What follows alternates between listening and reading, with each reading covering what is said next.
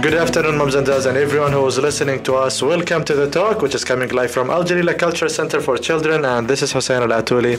And this is Pearl FM 102, the first children and family radio station in UAE. Today is Thursday. I know, like, the weekend on the door. So much families right now planning to do a lot of things in the weekend. And here with us, we are going to talk about a very interesting topic in the weekend. Hope you enjoy it. And Anna Banan and Mosh Minister will be with you from 3 at City Walk, Miras, Metal Playtown. Much of fun with kids and families over there. Today with us in the studio, let's say welcome to Dr. Yasmin Kottait.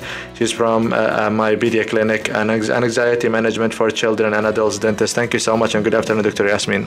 Hi, good afternoon. Thank you for joining us today. Thank you for inviting me. We are a bit late today, but it's traffic in Dubai, and here with us in Al Jalila, so much families and kids. You're stuck in the reception. Sorry for that. No but worries. It's so normal these days. Anyway, moms and dads, very soon, in a few minutes, we'll be discussing the anxiety management for children and adults. And I believe so much families, or let's say most of the children, they might have a fear from visiting a dentist. I don't know. So much reasons. We'll be discussing more, but out of this search break. So moms and dads, stay tuned. And this is Pearl. Hello again, moms and dads, and everyone who's listening to us. Welcome to The Talk. My name is Hussein Al Atouli, and Dr. Yasmin Kottait from my Pedia Clinic with me in the studio. It's a very interesting topic, and I believe most of the moms and dads, they might have like an issue with taking their kids to the dentist, especially. Dr. Yasmin, if I may ask, when it's come to for any children, like for any moms and dads to take their children to the dentist, is it like a good experience or bad experience in general, and how would you describe it? Well, good question, Hussein, if I call you that. What happens is, let's call it by its name. A dentist visit is not easy. It's not a walk in the park. No one likes it. And there's a lot of reasons.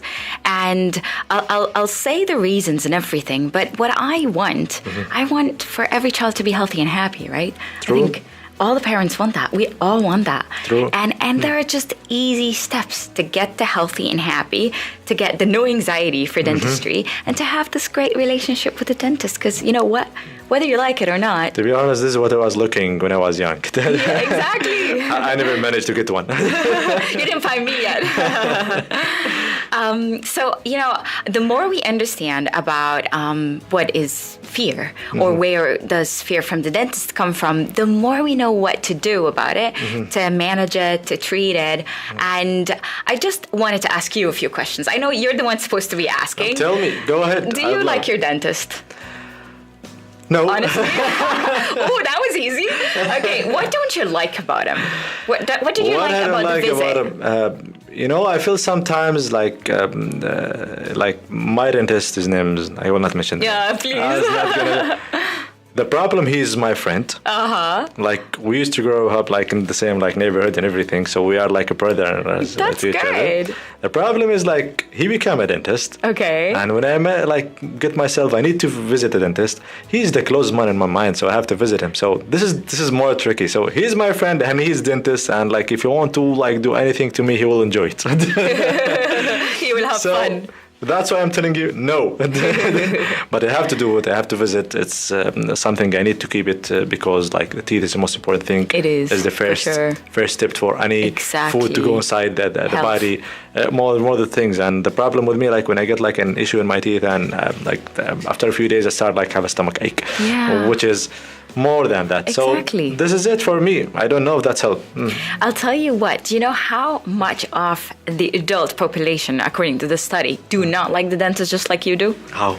75%, and that's a staggering number. That's huge. This is huge. Okay. And if we talk about children, what's the percentage of children? I feel sorry for you now, guys. Yeah, you know what? Most patients come and they're like, "I don't like you," and they just say it to our face. And I understand. We are not the best of the visits, and I know most other dentists are not gonna like the fact that I'm saying that. But you know what? Things change now.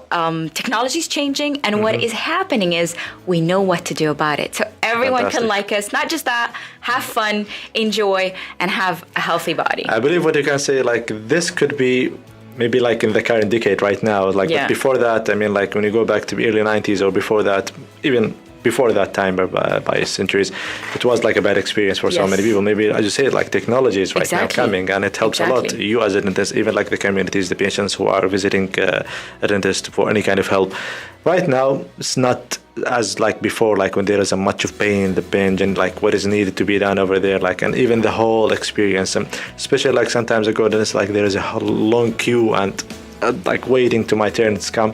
So much things could make the experience either positive or negative, or like a happy experience or like a sad experience, or the amount of pain I get it back after I finish. Exactly. I believe this is what we need to deliver right now. Yes. How can I make the experience for my son a happy experience when he visits a dentist? I love that question. Well, there are a lot of ways to go about it. And I would like to break it down to a parent's role. How can parents do their bit? And of course, a dentist role. But before that, I just wanted to highlight that it's 35% of children out there absolutely not wanting to do any dental work. And not just that, actually, it means that all these people are in pain and they're alive. And you know what? Last week, it was Dental Anxiety Management Week or Awareness Week. And actually, this is the sad truth. No one wants to talk. Right? Yes, no one wants to talk about it. Why? Because adults are embarrassed about it. You know, like a big man coming and being scared of the dentist is not really something you'd like to see, right? Not something you'd want to admit to. It's just a funny fact that if you rank phobias, the dentist phobia is the third. Congratulations. Yeah, I know. Right after spiders, right after heights. And the dentist comes along. This is great achievement. I know, right? We go a long way to do it. But I'll tell you what. So now if we understand the root causes, we understand what is it that we are up against, now we can do something about it. And for example, if we look at kids, it's completely normal to have fear. True. And it's completely normal for a child to be fearing the unknown. True. If we understand that as a parent, it's okay for us to take it easy on the child.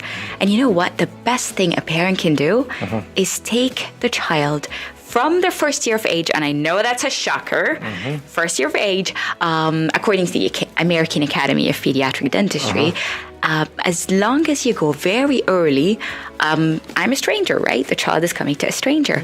But then after some time, I'm not a stranger. True. I'm a friend, and this friend happens to take care of my teeth. True. And then a happy, great relationship is born. And as early on we create this relationship, it will be a great lifelong relationship. So this is the question, here we go right now, in a way that when should I start visit a dental, like for my kid? Like when should it supposed to be? Because sometimes some of the people are just waiting till the teeth comes out. Like, you know, is it this is the time, or like before that? You know, when is like 6 months, 7 months, 9 months? Who knows? Like what is the best time? I will tell you. The American Academy advises us to start our first visit. We have two choices: with the child's 6 months, the child is just a baby, or his first birthday. And then what happens is after that, every 6 months we come just for a follow-up. And the follow-up is great that I tell the parent what to expect, what to look for, and how to prevent dental problems, dental decay, everything. True. So we do everything by the book. If this happens, will anxiety happen down the road? I don't think so, right? Nope, We're doing it by the book straight away. One more thing, I always advise parents. I've had this child, 2.5 years old. He's amazing, full of life. Fantastic. And then the mom got him to me. And then after some point in time, she'd bring him and he's still crying. And I'm like, what happened? She's like, I took him. I was doing my teeth at another dentist and I got my child with me. And then he panicked and freaked out. Wow. We have to understand our eye sees things different. True. The child sees a room full of strangers, full of smells. It's smelly, full of gadgets and instruments that look scary. Sharp knives. Exactly. That's what they see. The drill. Exactly. That's what they see. The minute I hear the sound of it, It's like something I don't like. So that's what I'm telling you. It really needs to be calculated. What's the word I'm looking for? Introduction. Like I introduce in a way. For example, everything I have in my room has a very friendly name. Like for example, I have Mr. Thirsty for the suction that takes air out. I have Mr. B for Buzz the Bee, you know. I have Mr. Sun because the sunlight comes on. It's not just glaring light in my eyes that are upsetting. nice friends. Okay. Exactly. And you know what? After some time, the kid chooses and it's like, I want Mr. Sun today because I feel like. And like, I have this little puppet. He's a Mr. Crocky. And this little guy has taught so many people how to brush, how to open, what to do, what to expect. The best thing is when we tell a child, what am I going to do? I tell him the expectation, and then I model it for him, I show him, and then I go ahead and do it, and I praise him. This is the best, easiest way for me to teach him something. This is very nice. This is so sweet right now. I can imagine like the whole experience for my son if he goes there. Like, it's fantastic. I like it myself. I wish you had been there. See? Anyway, we'll be talking more about this one in details. More questions coming up, moms and dads. Yes. Stay tuned. We'll be talking more with Dr. Yasmin about how can we take the fear away from visiting a dentist, but with Pearl FM. So stay tuned, and this is Pearl. Still in the studio with Dr. Yasmin Kottait, and I believe it's a very interesting talk. There is something I want to highlight, and I believe most of the moms and dads, and you, Yasmin, and my friend Etzel in the control right now might like be with me on this point. We have this kind of fear because we have like taking over and over about this idea through communities, through families. Moms as like, it's not the best experience you're gonna get like when you visit a dentist. So like, for example, there is a moms and dads, they want to punish their kids. If you don't do this, I will take you to the doctor and give you like injection. They will do this. I'll take it. So whatever is like the worst experience could the kid imagine, this will be like a kind of idea for punishment from the moms and dads. This is not easy. This is what make your job hard. Exactly. And if I can ask the parents one thing, please, please, please don't depict the dentist as punishment. Don't depict the injection or That's the needle. That's why you are so famous, guys. Just because of the needle and the injection. But you know what? They have to see a dentist at one point in time. True. And not just that. The needle's not just in dentistry. We are innocent this time. When you go for a blood test, don't they need to get a needle as well? 100%. And if we'd rather teach our child how to cope rather than punishment, it'll be amazing. I wish you can see some of those kids, it will be like, we're giving you a needle, but it's okay. You can take it. I'm not going to say it's not going to hurt because it will hurt. It's just that, you know what? It's okay. You're strong. You're a big man or you're a big girl. It's okay. Stay still, breathe, calm, whatever. And a lot of kids now using this other tactic, which is a coping strategy tactic, they're much better. Fantastic. And you know what? The parents gain the rewards because now when they want to sleep at night without anyone with them, it's like, you're a strong man now. You can do it on your own, you know? When they have to do their homework, you're a big man. You can do this. Can I do that? So, coping strategies rather than the fear tactic. This is, I believe, like, I agree with you 100%. Kids need encouraging more than anything else, more than any kind of negative thoughts or ideas that can be thrown to them for any kind of circumstances from the moms and dads. The question here, for example, you know, I'm taking my kid to the dentist and starting a kind of schedule for the life. How important should I stick to this schedule? Like, you know, every 6 months, every year. Like, if I'm passing, like, for example, if I hadn't the chance to take my son for the past 3 years, because I see it's normal, it's fine, he's cleaning, everything is fine. So, there is a kind of need. Should I do it to visit? Of course, please. So I'll tell you what. Let's agree on something. And again, that's a take-home message. The earlier the start, the more there will be benefit, or the more we're gonna take the rewards later. So I'll tell you what, when you start without having the child in pain or having to drill in the child's mouth, he's a lot more likely to be helpful, to be wanting to sit on the chair, to be learning something new. But if I come one snapshot in time, he's already in pain. I sit him on the chair and I need to drill, right? And he doesn't like it because he's already in pain. That's it. I'm losing him. And I'm not just losing him for today. I'm losing him. Future. Exactly. And you know what? There are little things the parents can do, like tell their child a story. Like, I went to the dentist. I took my child to the dentist. The dentist is my friend. The dentist counts teeth, sits you on the chair. They give you gifts, and that's it. And then now the child, this story in their mind is like growing and it's maturing in a way. Oh, there is a doctor called the dentist. I need to see him. And that's it. Fantastic. And there is no fear, imagination, scared. Don't forget that school is a big source. It's like a grapevine. True. A big source of horror stories. I went to the dentist and he took all my teeth out, and then, that's not cool. The point is, like, I still remember, like, the first day I took my son to was like grade 2, like in his new school. Okay. The minute he entered his class, he was like noticing that all of the students in the class had like they lose their front teeth, except him. Except him, he still had his front teeth. No, the thing is, like, was telling me, how come I lose mine? It's a kind of confidence here. It's a symbol for confidence in the kids. So for us, when we grow up, like, you can see that most of people like doing Hollywood smiles, doing different, because they believe it shows like it's increased in confidence and the personality and everything, maturity, so much things.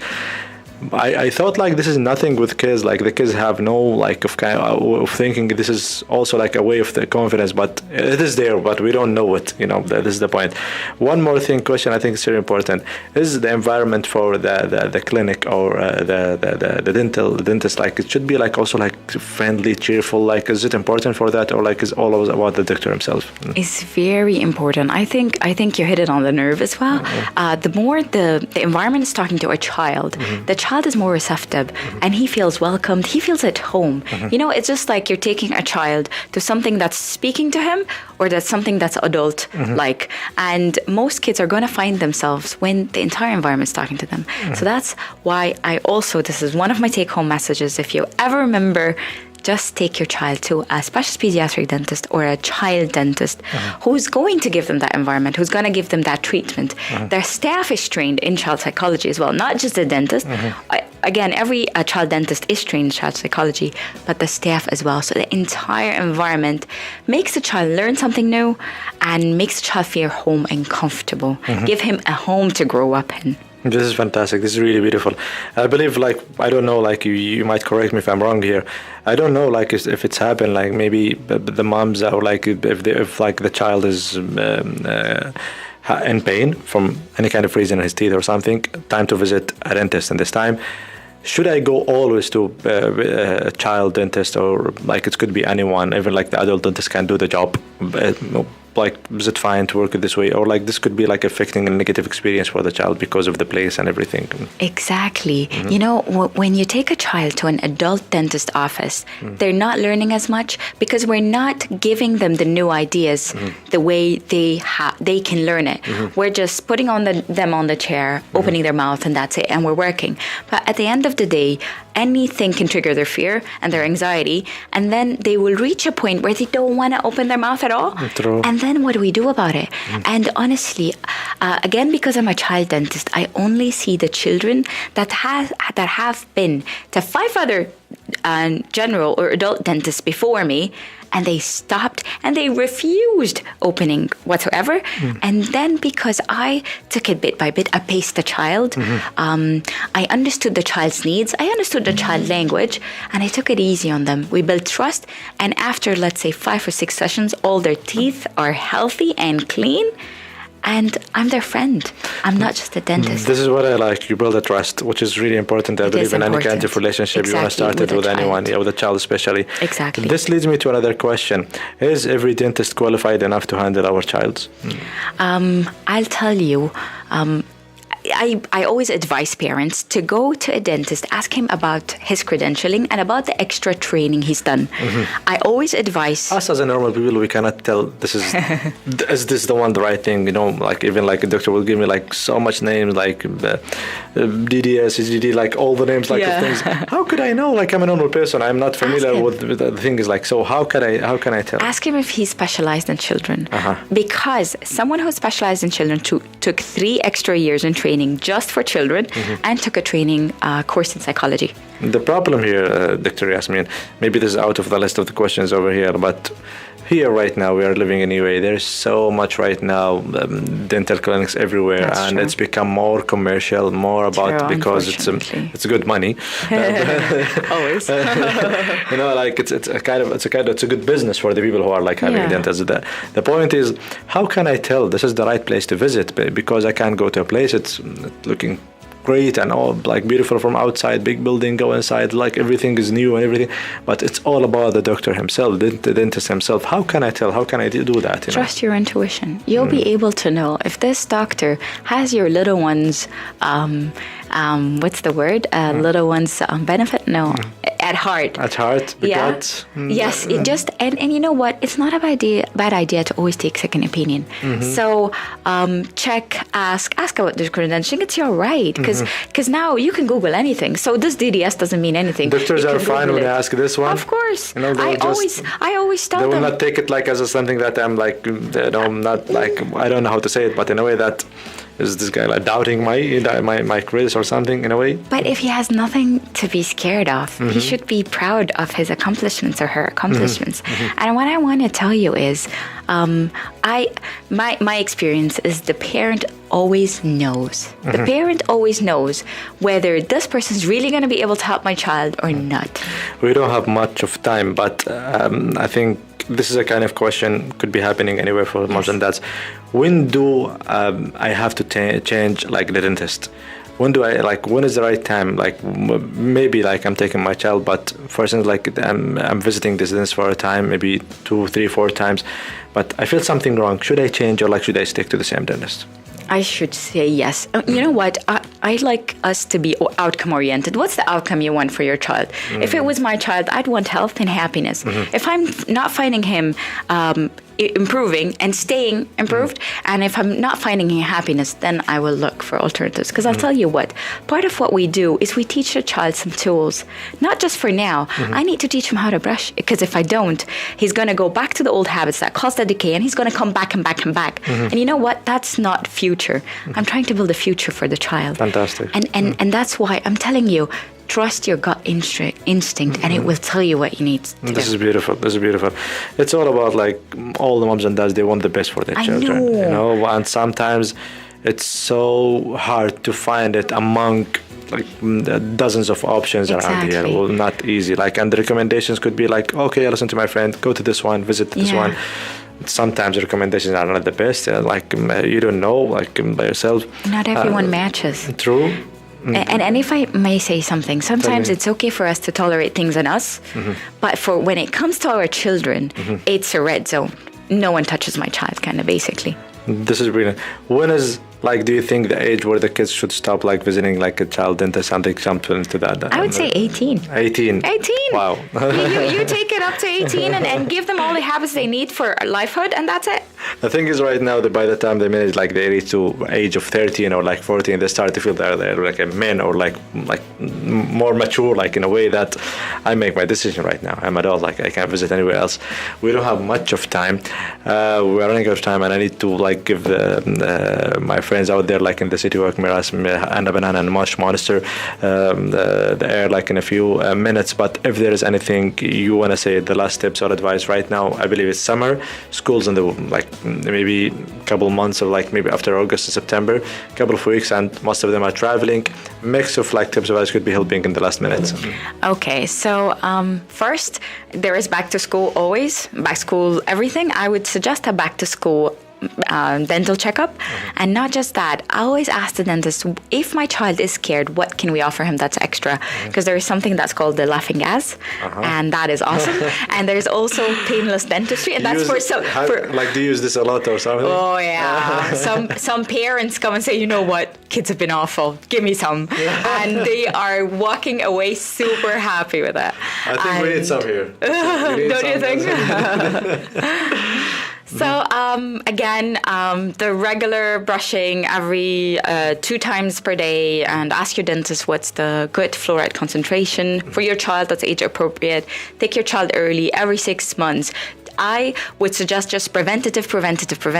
Don't stand decay a chance. 100%. Our children's teeth are far more precious for us to lose them over chips and sweets and whatever. And of course, unfortunately, this is something we have to fight. The more we're educated about what to feed them and when, it really helps us a long way. Fantastic. I believe I still have like a dozen of questions in my mind. I know. But the time is like very fast with it. Like that's a very valuable information. Thank you so much, Dr. Yasmin Kottait. My pleasure. It was really always. very, very interesting time with you. Moms and Dads, I hope like you enjoyed like the advice from Dr. Yasmin Kottait from my BDA clinic. Maybe we'll see you sometime in the future. Yes, please. Thank you so much. Thank you, Dr. Yasmin. Thanks, Moms and Dads. I hope everyone having a very lovely weekend.